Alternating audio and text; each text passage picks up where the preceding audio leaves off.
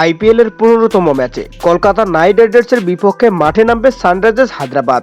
আর এই ম্যাচটি অনুষ্ঠিত হবে ৩ এপ্রিল বাংলাদেশ সময় রাত ৮টায়। প্রতি ম্যাচের মতো কলকাতা বনাম হায়দ্রাবাদের এই ম্যাচকে নিয়ে ভবিষ্যৎবাণী করেছে জ্যোতিষী টিয়া। চলতি আসরে ইতিমধ্যে ৩টি ম্যাচ খেলে ফেলেছে কলকাতা নাইট রাইডার্স।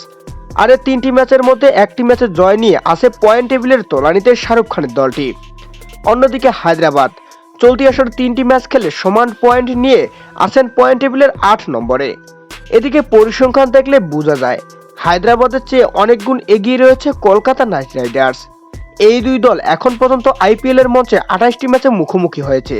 আর এই ২৮টি ম্যাচের মধ্যে শাহরুখ খানের কলকাতা নাইট রাইডার্স ১৯টি ম্যাচে জয়লাভ করেছে। অন্যদিকে হায়দ্রাবাদ মাত্র ৯টি ম্যাচে জয়লাভ পেয়েছে। আর তাই তো পরিসংখ্যান দেখে অনেকেই কলকাতা নাইট রাইডার্সকে এগিয়ে রাখছে। এদিকে জ্যোতিষী টিয়া সবাইকে চমকে দিয়ে তার বিপরীত পক্ষ নিয়ে ভবিষ্যৎবাণী করেছে। বলেছেন আইপিএল এর ১৫তম ম্যাচে হায়দ্রাবাদই কলকাতার বিপক্ষে বড় অঙ্কে জয়লাভ করবে।